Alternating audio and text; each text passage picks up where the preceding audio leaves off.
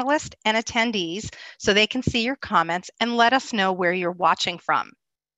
And please support your local news source wherever you are. No one lets you know what's happening in your world better than the reporters and photographers who live in your community. Now, we'll be taking audience questions at the end. I see some have already come in.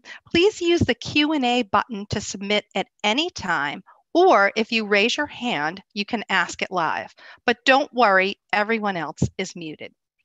Thank you to HM Payson, our presenting sponsors from the beginning of Maine Voices. Whether we're in person or online, they are always there to support us. Thank you to Stroudwater Lodge, Murray, Plum, and Murray, Portland Downtown, and Hub Furniture. Their support for this program allows us to bring it to all of you and also helps support our journalism. And now to introduce you to tonight's host and guest.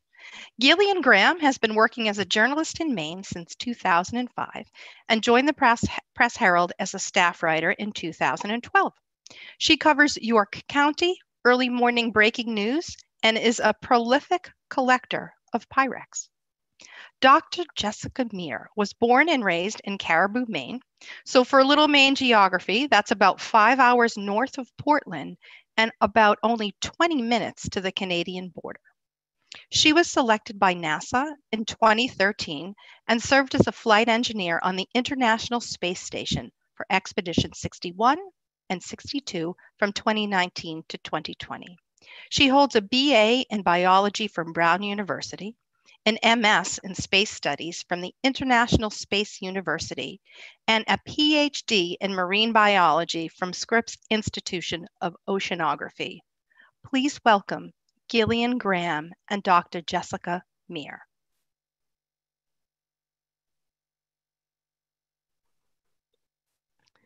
Hi, Jessica. It's great to have you here with us tonight.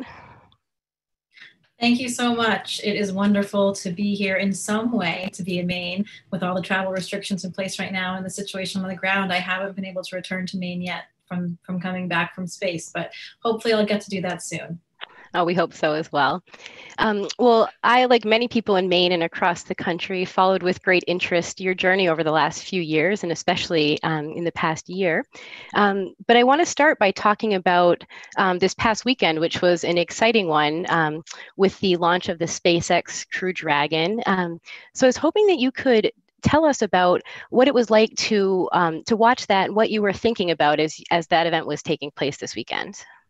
Yeah, absolutely. It has been an incredibly exciting time for all of us, especially here at NASA and in the astronaut office. We have been waiting for this moment for a while now to have the capacity to once again launch humans from the Kennedy Space Center and right from the US again. As I'm sure many of you know, we haven't done that since the space shuttle retired in 2011.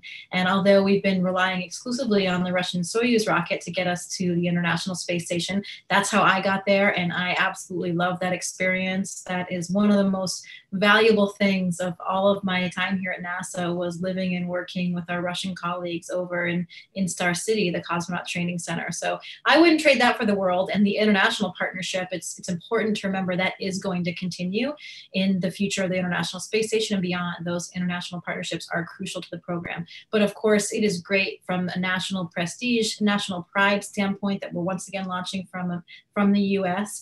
And it is also really great for the planet because it means we have yet another rocket, yet another spacecraft capable of carrying humans to space. So it's a very exciting time for us here at NASA.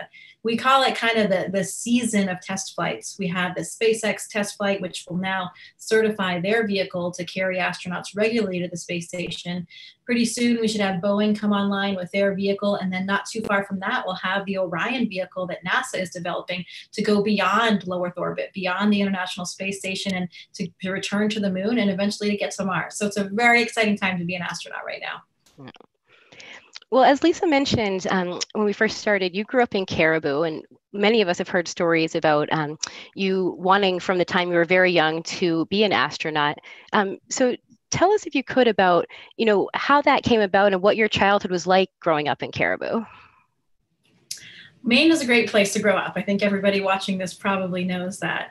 And it was, for me, I grew up as the youngest of 5 kids. So I had a lot to aspire to, a lot to live up to, and I kind of embraced all of that. I think I tried to emulate all of my older siblings, and they were worth emulating for sure. They were incredible role models, as were both of my parents. So from the time I was really young, I was just trying to be like them, which means it was involved in everything from music to sports to academics and everything all around. And I think it was such a nice place to grow up because, like many of you, I'm sure when you were young, we could go outside and ride bikes over to my best friend's house and walk to school. And we would just kind of go out and play outside for hours on end. And no one was really worried about any of that stuff. And I think having that active lifestyle and having that proximity to nature was something that was pretty formative for me in my early years.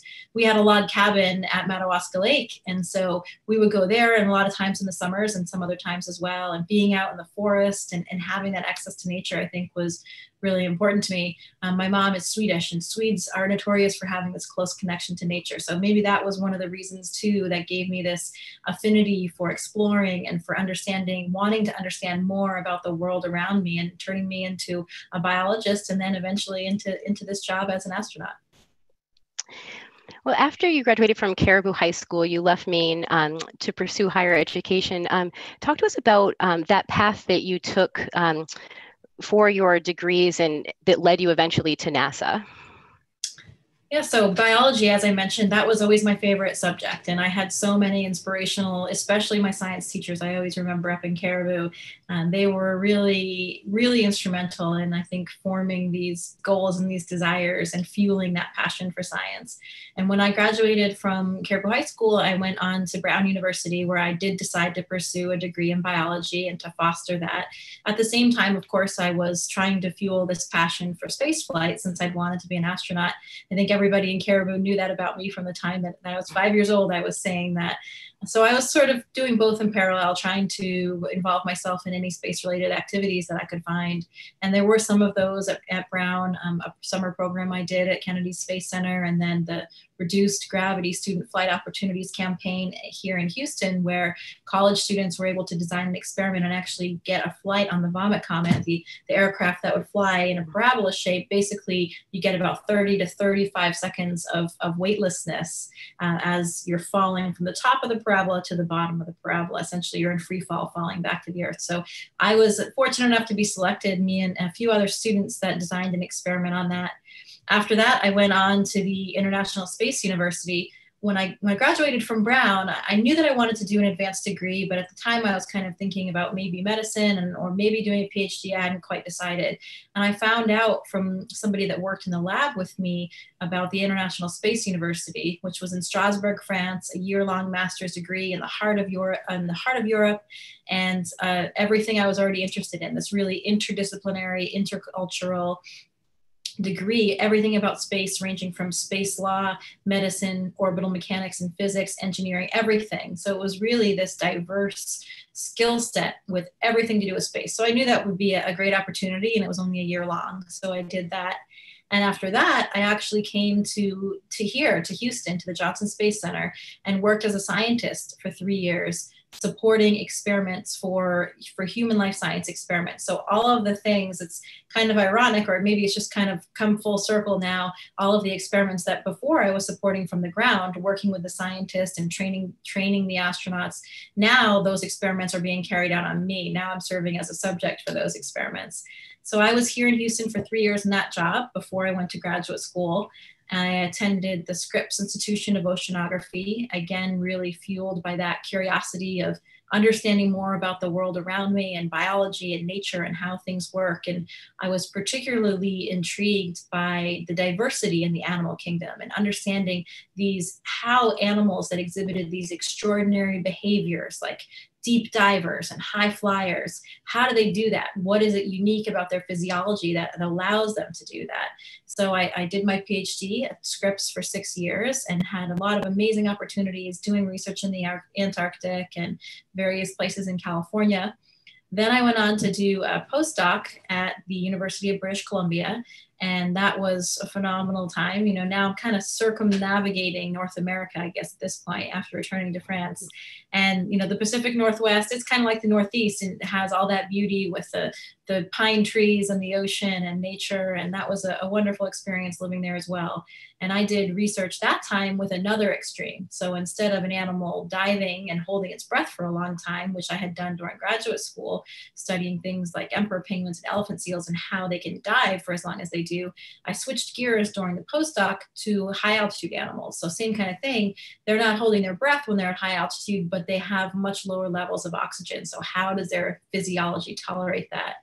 And there I studied the bar-headed goose, which is the species of goose that migrates twice a year over the Himalayas. So the tallest mountains on the planet, only a third to a half the amount of oxygen that we have here at sea level, but somehow they're able to support flight, which is really the most oxygen requiring form of any kind of locomotion. So we were studying bar-headed geese.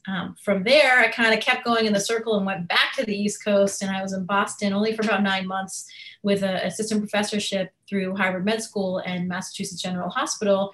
And then I was, you know, still doing the same kind of research with these animals in extreme environments. And then that's when this opportunity came along for me to be able to apply once again for my dream job. And it was something that I couldn't really miss out on when I was offered that opportunity. I want to talk a little bit more about those bar-headed geese. So you raise them from eggs. So can you talk more about the work that you were doing with them and what that was like for you? Yeah, so the bar-headed goose, as I mentioned, it's the species that migrates over the Himalayas. And this species had been studied for many years, but mostly at rest or in a laboratory setting. So we knew already that this animal had some extraordinary adaptations that help it, that enable it really to complete that iconic migration over the Himalayas. But nobody had really measured those with a whole organism, a whole physiology level, seeing what was happening with the heart and the blood and the muscles and the lungs, all of that integrated at once while the animal was flying. So we designed sort of this overly ambitious plan to train geese to fly in a wind tunnel. And this was a postdoctoral research project that was supported by the National Science Foundation. And I realized it was certainly more than I thought. I was getting into a lot more than I thought at first, and it ended up being a pretty large scale project, and definitely I think the most difficult thing I've ever done. But it was very, very enjoyable. So the idea was that we needed to imprint these birds in order to get them to train to fly successfully in the wind tunnel. Because if you just took a wild animal or a wild goose and tried to get it to fly in a wind tunnel, it would be you'd be measuring probably a fear response. You know, you'd have an elevated heart rate, you'd have all of these elements because that animal would be scared of you. It wouldn't want to be held, it wouldn't want to be touched, it wouldn't want to wear the experimental equipment that we would need. So the idea was to take advantage of this imprinting instinct, which is very strong, particularly in birds like waterfowl. So the first thing that they see after they hatch from the egg, they will look at as their parental figure. And so they will go to it and follow it and look to it for everything that they need to survive really in the world. So I found a source of bar-headed geese, and there was a park, the Sylvan Heights Waterfowl Park in North Carolina, and they actually had some bar-headed geese, and they had some eggs. And I talked to them, and I didn't know anything about waterfowl. I didn't know anything about raising a bird. I had worked with emperor penguins, but obviously a much different kind of bird. So they taught me. They were amazing. The staff there were really amazing at teaching me everything I needed to know. I actually went down there and got there in time for the eggs to hatch. And then I was the first thing that the birds saw. So they thought I instantly became Mother Goose, a real live modern Mother Goose. And I had 12 goslings, and they imprinted on me. So they absolutely thought that I was their parent. So we would go on long walks, you know, in those early first weeks as they were growing in North Carolina. We wanted to wait to really make sure that imprinting instinct was ingrained in them. And then they were large enough to fly them back to Vancouver. And we had a wind tunnel suitable. One of the difficult parts of the project was to find a wind tunnel large enough to fly these geese, since they have a really wide wingspan. And most wind tunnels that are around that are big enough, they're more for airplane testing. So their speeds are running at like Mach airplane speeds, so not suitable for a goose. So that was difficult, but it turned out that we actually had one at the University of British Columbia in the engineering department. So we brought the birds back there and trained them to fly in the wind tunnel. And we also trained them from the time that they were young to wear different types of experimental equipment so that would seem normal and familiar to them. So there was actually a custom mask that we made out of a dental mold material. And so it was a thin layer of plastic that fit over their beak. And then we had some hoses coming out so we could measure the air that they exhaled. So we were measuring the carbon dioxide that they produced and also the oxygen that they were breathing. So if you do that, you can calculate what we call metabolic rate, basically just oxygen consumption, how much oxygen they're using.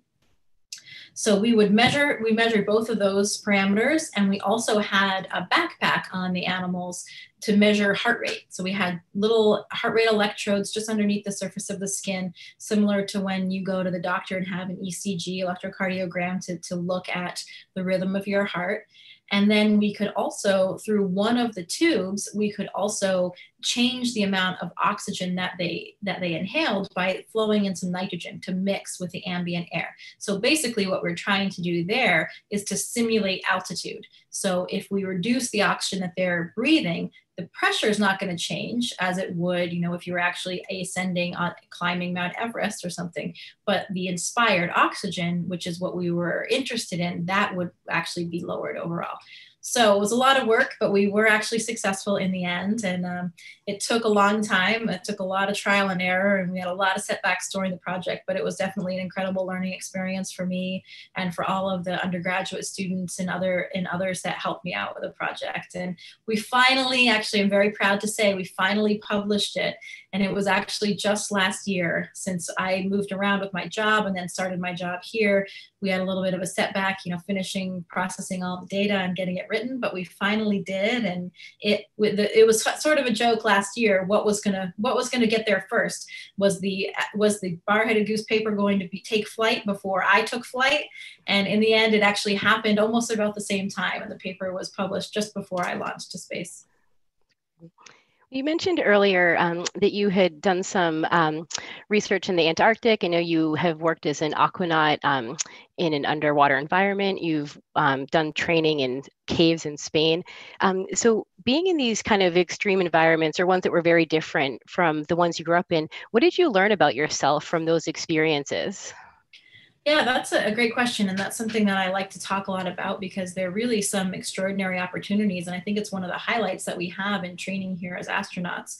And it's exactly like you described. If we want to find something useful to compare to spaceflight for training for astronauts or for data collection for other experiments, then what we do is we try to find an environment that has some of those characteristics in common. So is it an inhospitable environment? Is it a small crew living together in a confined space, that kind of thing? So we have a couple different examples that we use regularly to train astronauts. One of those is called NEMO, the NASA Extreme Environment Mission Operations. And it's an underwater habitat called Aquarius, which is off of the coast of Key Largo. And I was lucky enough to be a crew member for one of those missions back before I was an astronaut, actually, when I worked here as a scientist. I did it with a couple of other astronauts and a flight director at the time, and I was evaluating it for the potential to use for life science experiments. And that was way back in 2002. But a really nice example, when you're with a small crew, you're working together on mission objectives, just like we would be on the International Space Station. You need a life support system to go outside. In that case, it's scuba equipment, but still a lot of parallels there. The second one, which I think was an even more effective analog and really up there with some of the most extraordinary experiences of my life, right up there with going to the Antarctic, was the caving mission that you alluded to. And that was actually in Sardinia in Italy. And it was a very technical caving experience. So we were wearing a full harness and sometimes spelunking, kind of straight down a shaft 25 meters into the darkness. So there were a lot of technical skills that we needed. And it wasn't something that I had experience doing, nor any of my other crewmates. So we went for an intensive training period for about 2 weeks before the mission. And it was just like spaceflight. It was an international crew. I had one other American astronaut. There was a Spanish astronaut, a Japanese astronaut, a Russian cosmonaut, and even a Chinese taikonaut. So truly international, even more international than the space station, since China, of course, is not one of our partners there, but really an extraordinary opportunity. We went into that cave for 6 days, and it's just one entrance. But underneath that, through that caving network, there's 25 kilometers of different tunnels and routes underneath there. So it was really like true exploration. And the things that we're really looking to train in that environment are all of those things. You know, if you're not in a real environment that's challenging you mentally and physically, then you're not going to have the same kind of psychological benefit from that training. Because if you're not really challenged, then it's very easy if you're doing some kind of mock setting like that, it's very easy for people to be on their best behavior. And sometimes those elements of your personality that come out under stress, you know, they don't really come out. And the point is to evoke those kinds of personality traits for you and for others, so that you understand more about yourself, you understand more about how to work in a team, how to be a good leader, how to be a good follower, self-care, taking care of the team, all of these elements that are very, very important when you're living with a group of people in a small setting. And it's something that, you know, I think a lot of everybody around the world is dealing with right now, as people are in isolation with their families and in smaller groups and with less ability to kind of go out and get on their own. So these are all really valuable lessons that have a lot of applications even just beyond the International Space Station. Well, speaking of the space station, I'd like to go back to September 25th of last year when you launched to the space station. And could you walk us through that experience of leaving and traveling to the space station, what you were thinking and what you were feeling while you were doing that? Yeah, sure. So before launching from Kazakhstan, from Baikonur, we actually are in very intensive training, typically for about 2 years before, where we're going back and forth to Russia. My training period was a little bit condensed, so I had to accomplish all those objectives in a little bit of a shorter period, just because of the way things had been changing with the International Space Station program. So I was over there living and working and really immersed in Russian culture there, because I was in the left seat, which is basically the co-pilot of the Soyuz. So there's 3 seats in the Soyuz. The middle seat is the Russian commander, and that's always a Russian because it's their vehicle. The left seat is essentially the co-pilot, and they need to have a very high level of training to assist the commander pretty much in everything. And then there's the right seat, which actually the spacecraft can be flown with only 2 people. The right seater can, of course, be a very valuable crew member as well and help out, but they have much less responsibility than the other 2. So I was in the left seat as a co-pilot. So I spent a lot of time in Russia, and I relished that. It was amazing. I was a private pilot even before becoming an astronaut. And of course, we all fly the NASA T-38 jet once we get here.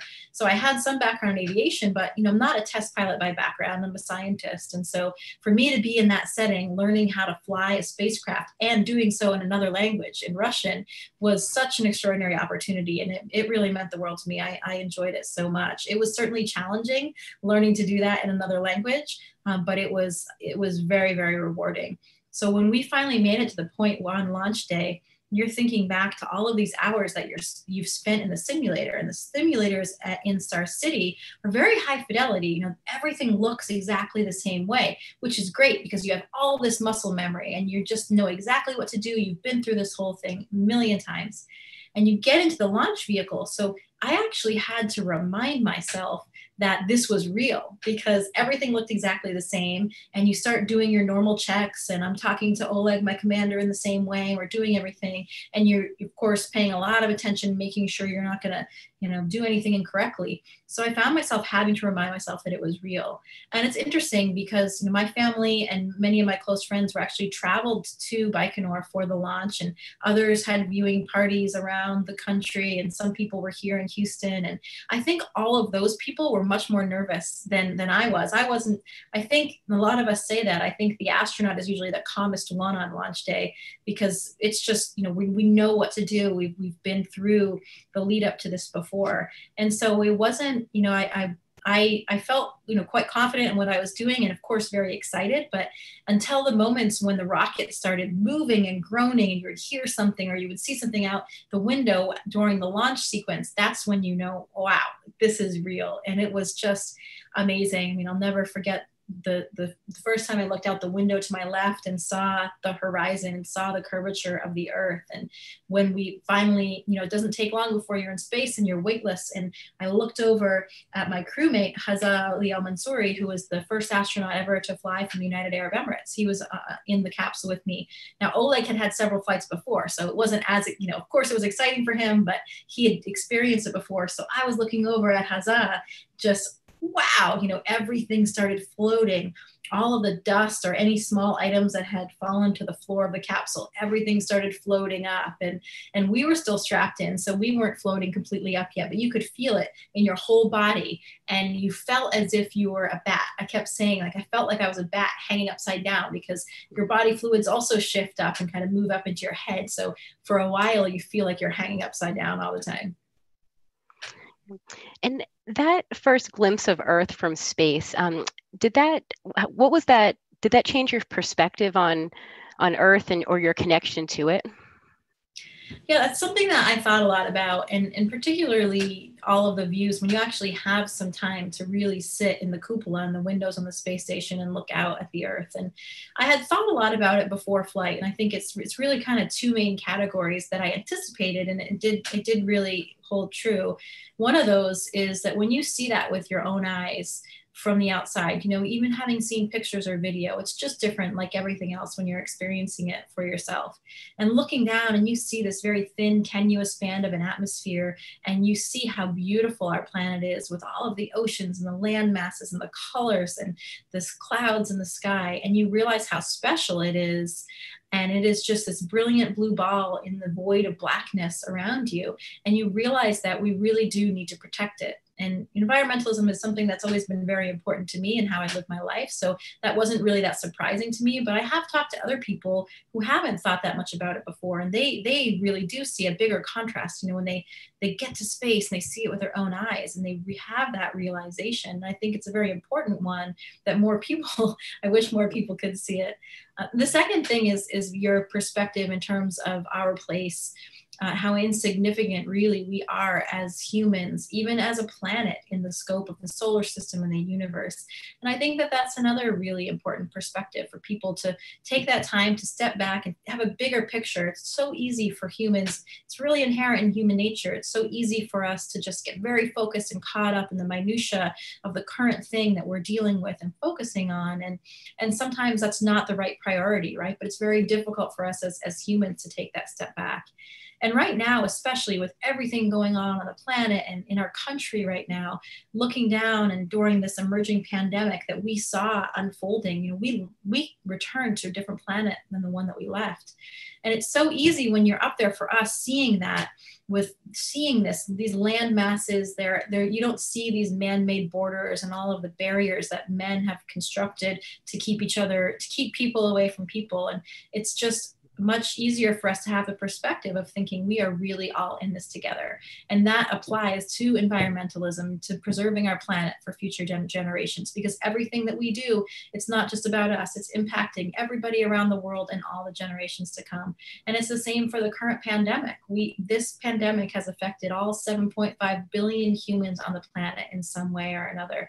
And that was very strange for us to experience, being the only 3 people that were unaffected by it.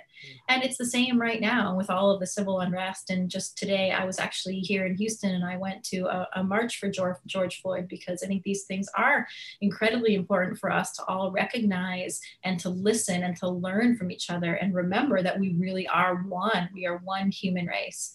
And I feel incredibly lucky that I was able to have more of an appreciation of that because of the perspective that you gain when you look down on our planet with your own eyes. So you mentioned earlier the intensive training that you'd been doing leading up to your arrival at the space station, but was there anything about living and working on the space station that came as a surprise to you, or what was that adjustment like to actually, being there? Yeah, that's an interesting question because, we train, essentially I've been training for my space mission for over 6 years. From the time that I started in 2013, we're doing background training for the first 2 years and all sort of the basic astronaut skills. And then, of course, we're getting into more specific mission training as we go on. So by the time we get to the space station, we are incredibly prepared for everything that we do. In terms of the technical aspects, we have so much familiarity with all of the equipment. We've been exposed to it all. And that's the cool thing about working here at NASA. You know, we as astronauts are the ones that get asked to do these interviews, and we're the faces that people see in the magazines or wherever it is. But it's really the hundreds and thousands of people that work on NASA that are teaching us everything that we need to know. They're really the critical element, not us. You know, we are not the specialists. We're so far from the specialists because we have to kind of dabble in everything and know just enough to do our job.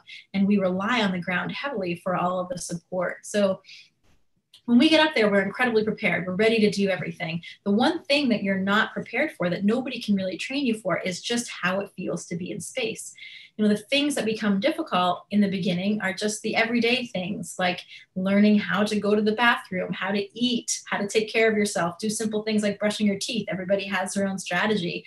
So that is something that you just can't really teach on the ground. And we do talk to other astronauts in the office, and people will give you their advice beforehand. But I think the most critical time is just at the beginning of your mission. Once you get up there, you know, there are usually other people that have been up there longer than you. And so they show you their tips and tricks, and then you adopt your own and see which strategies work best for you. But that's the one thing that is just, you know, continually surprising. And even though this was something that I looked forward to from the time I was 5 years old, it still blew me away. I said this several times during the mission, that it was even far more incredible than I ever imagined. And I feel like that's saying a lot considering how much I thought about it, but it was really true. Just that feeling of weightlessness and floating all the time.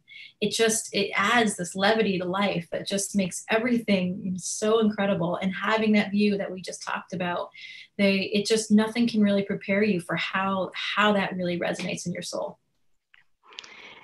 You had written in your senior yearbook that your future plans were to go for a spacewalk. And you had the opportunity to do that last October when you went on the first all-female spacewalk. So can you tell us about the experience of going out the hatch for the first time and then doing 3 spacewalks while you were up there? Yeah, I would say those spacewalks are certainly the highlight of my mission. And I think everybody remembers that first one, especially when you come out the hatch for the first time and you're not really sure how you're going to feel, because some people have quite a strong physical response and mental response. And I thought, you know, I thought I was pretty prepared for what it was going to be. And I came out the hatch and I looked down and I saw just my boots and then nothing else but the earth below. And that was just so phenomenal. Unfortunately, you don't have a lot of time to just look and stare back at the earth and kind of appreciate all of that all the time, because spacewalks are really the most challenging thing that we do as astronauts, both mentally and physically. So you have to rely on that training that I described and that muscle memory.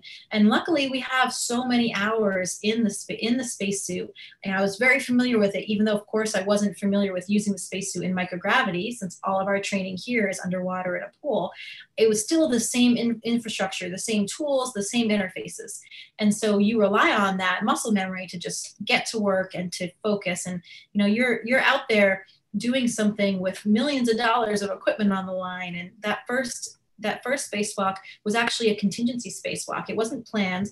We were in the middle of a series of spacewalks to upgrade the battery channels. Those were the planned spacewalks, where we were upgrading the batteries basically to new lithium-ion batteries, just like you would be using here on the ground. They have a better power capacity, so we would enhance the power supply of the space station with those batteries.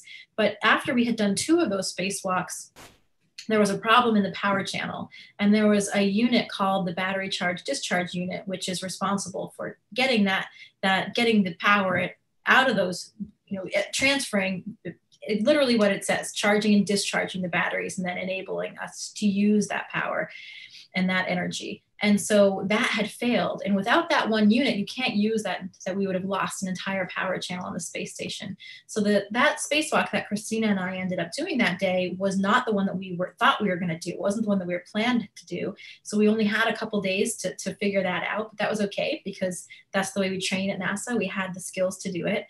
And, you know, we went out the door that day, and it was something, you know, for me, part of it was just Christina and I doing our job. You know, it was my first spacewalk, so I was very, very focused on what I had to do to prepare for it. And I'd only been up in space for a couple of weeks. It was very early on in my mission. So, you know, it wasn't as if I thought a lot about, wow, well, this is so such a big deal because it's with another woman. The thing is that in our class in 2013, when we were selected, there were 50% female and 50% male, and we were all held to the same standard. We all got certified in spacewalking, and we all had the same training regime. So it wouldn't have really made a difference of who I went out the hatch with. But that's not to say that what the impact of what we were doing was lost on us. It most certainly wasn't. And looking back on it, and even in the moment, we felt so privileged to be doing what we were doing, to be representing really nothing to do with our own achievements. It had nothing to do with us. We were just the people that happened to be up there. It could have been any of the other women in our office that ended up doing that spacewalk. But really, it's a testament to the generations of women and minorities and everybody that really pushed the boundaries and pushed the envelope to get us where we are today. You know, for me, as I mentioned, it didn't make a difference to me if it was a man or a woman, but it wasn't always that way. We didn't always have a seat at the table. And so we just felt so humbled and really proud to be that representation, that achievement of to be the representation of the achievement of all of these generations that had struggled to get us where we are. And, you know, certainly we're still struggling with that in some aspects in our country and in the world with the representation of minorities. And that's very, very apparent right now in everything that's happening in the US. So it is not lost on us what a big deal that was. And to be honest, it was quite overwhelming because I didn't expect such a response. I didn't expect so many people to be so really dedicated and embedded in the event and feel like part of it and have it resonate with them and be inspired by it. I didn't really expect that level of enthusiasm and support. And that was great for us. But that, you know, as individuals, that wasn't the important part. The important part was that enthusiasm for, as I said, all those generations that came before, and for NASA as well, to see all these people paying attention to what we were doing in space. It was really a great moment for us. And we felt very, very privileged. You often shared photos that you took from the space station on Instagram, and so that people could follow along on your journey. And one of the things that you shared was a photo of Israel, and you wrote about your father's journey and how it was inspirational to a lot of people. So can you tell us about that journey and how it was inspirational to you and why you shared that with people? Yeah, you know, when we're looking out the window and capturing photographs, it's something that personally was very important to me to capture those images. And from an artistic point of view too, I really like this integration of art with the sciences, this whole STEAM thing. You know, I think that it's really important to blend everything. And I think that we can be much more effective about how we communicate and do outreach if we integrate more variables like that with music, with photography, with art, all of these elements. And so it was something that was personally important to me. I've always loved taking photographs. I never had an SLR camera before though. So, you know, learning how to use that appropriately, a real camera and all the settings, it's actually quite difficult. We've got great training on that on the ground, but you get a lot of that real-time training when you're in space. So the most meaningful part though, of course, are when you're flying over or taking pictures of places that really are meaningful to you. And so I tried to focus a lot on that. You know, unfortunately, getting great shots of Caribou, Maine is really difficult because it was always cloudy, but I did manage to get some and some of Maine and all the places that I've lived. And as you mentioned, this photograph of Israel. And that was something, you know, unfortunately, my father passed away not long after I got this job. So he wasn't around to see me launch and go to space. And, you know, that really resonated with me and all of my family. And we actually flew over the Middle East and had great views of the Middle East quite often, just because of its location and our track of our orbit and the fact that it's usually good weather. There are a lot of really nice viewing opportunities there. So I got quite a few shots of Israel during the day and at night. But my dad was really an inspirational individual. One of my cousins once described me and said, well, you're a wanderer just like your father, you know, always, you know, going around the next corner and wandering around and finding something else. And my dad did that. He was born actually in Baghdad, and his family left when he was only 6 years old. So he grew up in Israel, but it was formerly Palestine back then. And then he was really all over the world.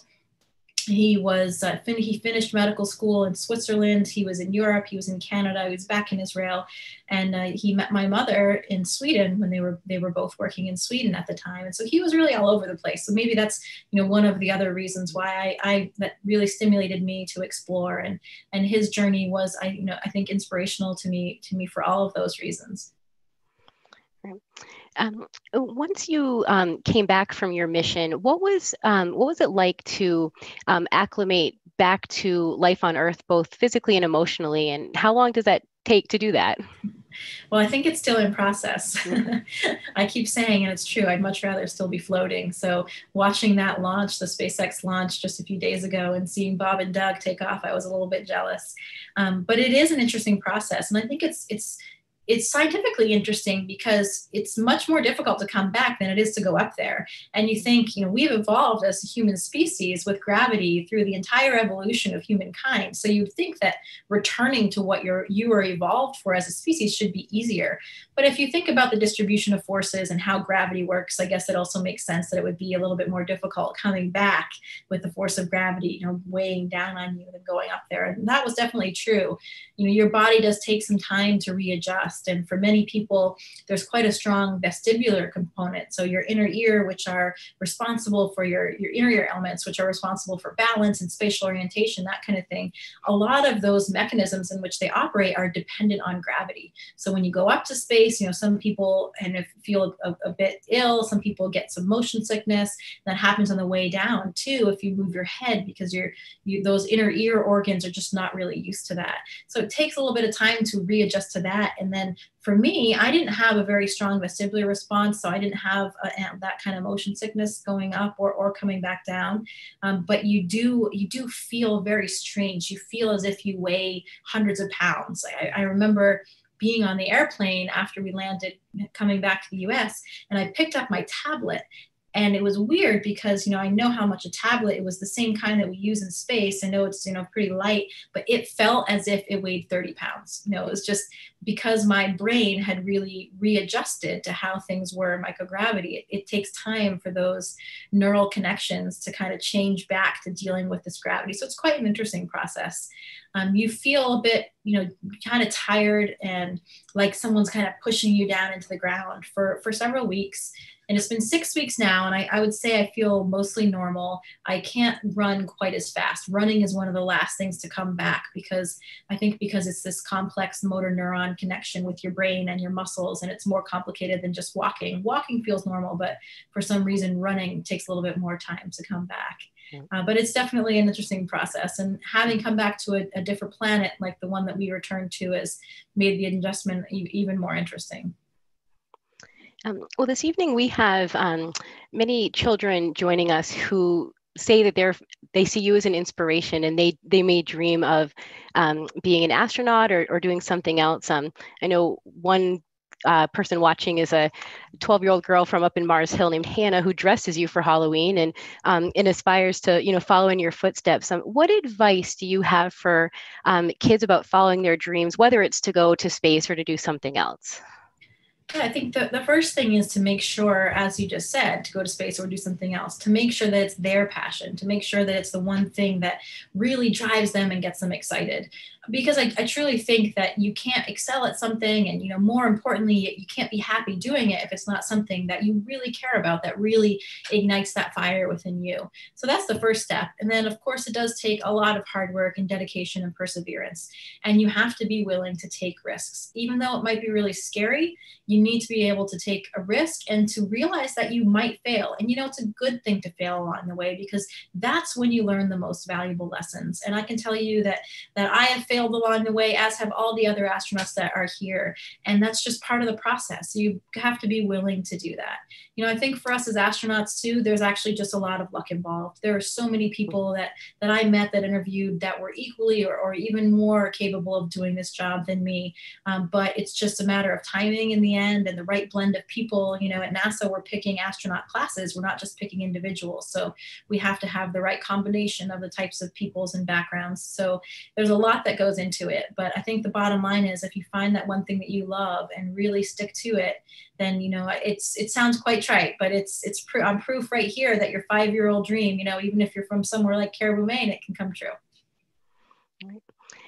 Well, now we'd like to go ahead and take some questions from our Zoom guests tonight.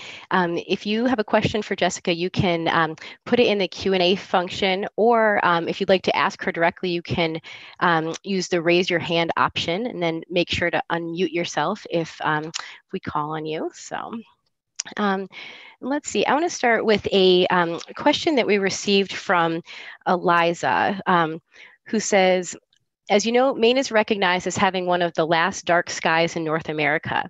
Could you see the dark area that is Maine's North Woods from space? Yeah, you can. And that's interesting because when people ask me what it was that got me interested in space, and I talked about, I remember going up to Thomas Park in New Sweden and looking at the stars. And I didn't even realize how fortunate we were of how incredible the stars are in Northern Maine, because that was just the way I grew up. It was only after I left that I realized how good I had it. And you can see that. You can see big differences in city lights. When we fly over and it's dark on the ground, you can see all of that. You can see the lights of the cities. You can see the unpopulated areas. And so, yeah, certainly if we flew over at that time, and if there weren't clouds blocking it, I could definitely see that darker spot in Northern Maine. And I have a question here from Mark Adams, who says, we take so much for granted here on Earth, the wind, the birds, the rain, snow. What did you miss most while you were in space? Those are the things that I thought that I was going to miss the most. I thought, when I'm on Earth, I love being outside in nature. I love hiking, and I love being in the woods, and I love being in the ocean and skiing in the snow. And so I thought, man, it was going to be difficult to not be able to experience any of those aspects of nature.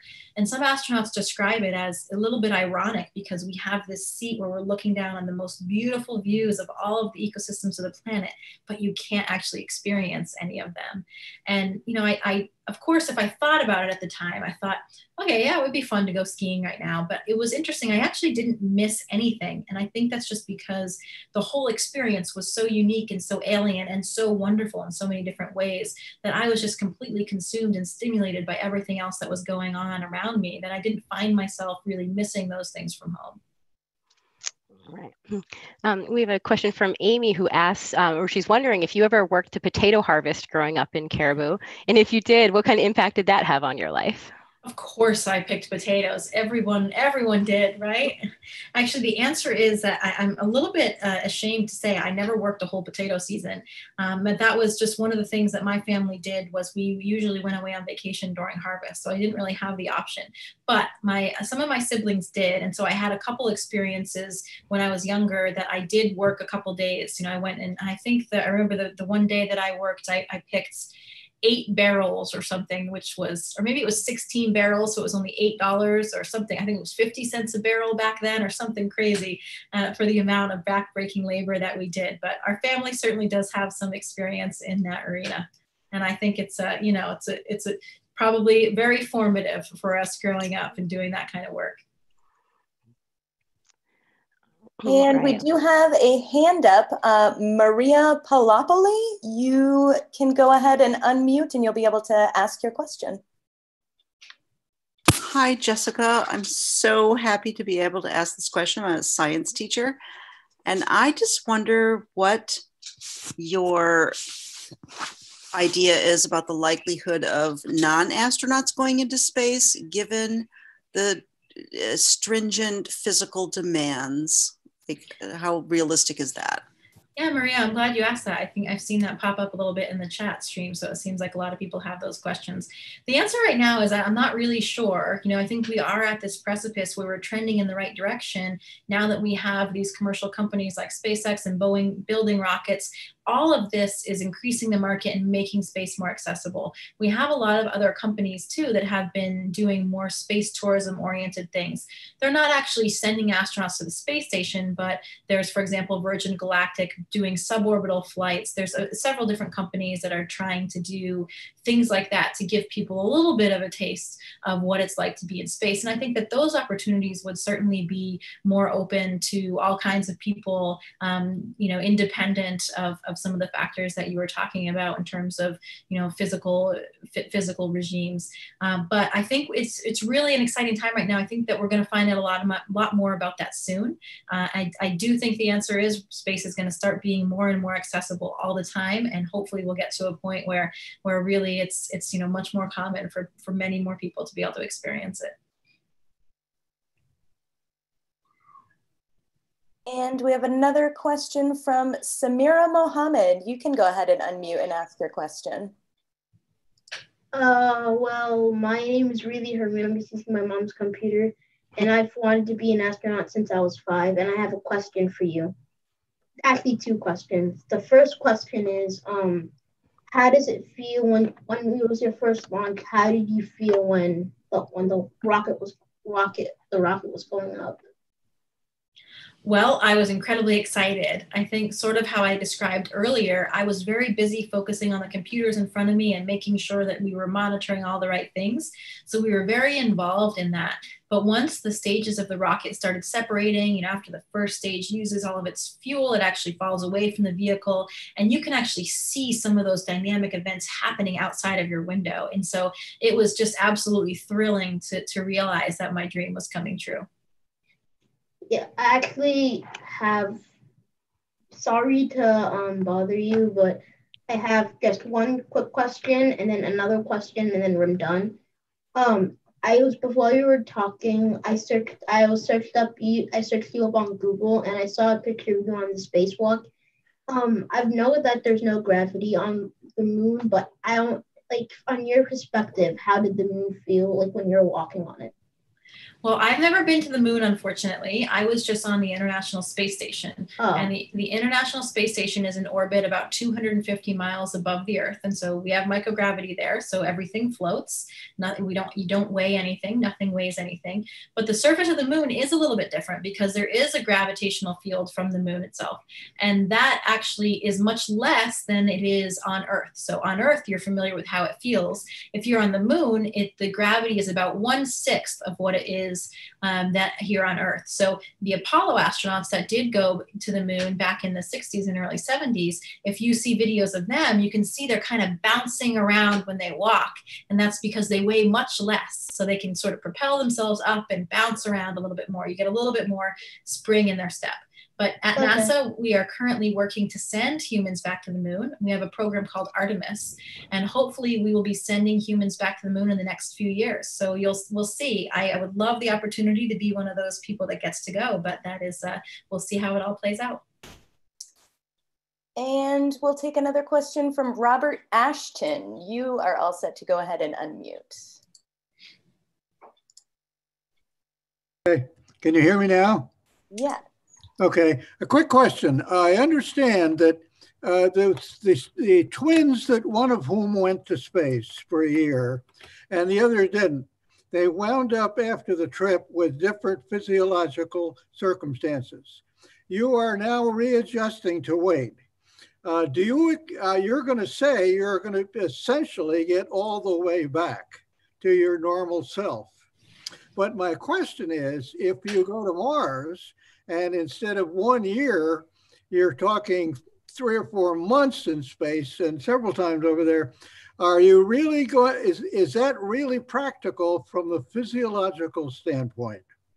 Yeah, so I was in space for about 7 months. As you were alluding to, Scott Kelly was there for just under a year. And there have been some Russian cosmonauts that have been there for even longer. So we have been studying exactly what you're talking about to make sure that we do fully understand what will happen if we do send humans to Mars. And that would probably be about a 3-year mission. So we have decades actually of physiological research now. And I was a subject for some of those experiments. We know a lot about what happens to the human body. And one of the ways that we can prevent the bones from losing density and the muscles from atrophying is exercise. And so we have some amazing exercise equipment on board the International Space Station. We exercise every day. It's a very important part of our routine. And that helps us come back and still be functional when we return to Earth. Same is true for Mars. It'll be a little bit more challenging because the exercise equipment on the space station is quite large, takes up a lot of space. So we need some different equipment. And that is something that we're actively working at NASA to develop the right exercise equipment that's small enough that you could bring it in the capsule with you all the way to Mars. But it's a great question. It's one we're working on. I think in terms of bones and muscles, we would be okay for that long period of time. The one question that's the biggest unanswered question physiologically right now is still the effect of radiation. So the amount of radiation that you would receive on that voyage going to Mars would be pretty high. So we have to be able to shield humans from that or come up with some other way of dealing with that radiation so it doesn't have those deleterious effects on the human body, causing things like cancer, causing mutations and changes to our DNA. So great question. I think it's possible. I think we can do it, but a little bit more work on radiation I think will help us get there. Right. Well, we have a question from Samantha, who's wondering if you could talk about the food that you ate in space. Were there things that you like, and what was that? And were there things that you were looking forward to eat when you got back here? Yeah, well, I would encourage you. My crewmate Drew Morgan and I put some videos out on social media on my Instagram account and my Twitter account, which is at @astro_Jessica. We put some videos out to show exactly that and to show some of these everyday things. We have one on hygiene where I wash my hair and Drew is shaving, and we have one on exercise, and then we have one about preparing food and some of the foods that we have up there. The first answer is it is a lot of fun to eat up there. It's way more fun than it is down here because things are floating and you can pass things to your friends and grab them, you know, right out of the air. And it's a lot of fun. We have a whole lab at NASA that actually is developing new food all the time. So people often think, oh, you're going to have some dehydrated food that tastes terrible. Actually, our food these days is really good. We have things that are ranging all the way to Indian fish curry and Turkish fish stew and kale and Brussels sprouts and braised cabbage and all the, and then, you know, if you just want your steak and some potatoes or maybe some meatloaf, we have all those options too. So there are a lot of different options and they keep people pretty happy. We also get to eat food and share food with our Russian cosmonauts. We get some Russian foods and also the European astronauts as well. So there's pretty good variety up there. And I gotta say, the food has come a long way. It is really delicious. Well, unfortunately, we are out of time. So, Jessica, thank you so much for joining us this evening and sharing so much about your experiences with us. We appreciate it. And I hope you get back to Maine pretty soon. I hope so too. It's wonderful, at least letting my voice go out on the airways in Maine. That really means a lot to me. So hello to all my family and friends and everybody. Thank you so much for all of your support. I certainly wouldn't be here without all of the support you've provided all along the way. Hope to see you soon.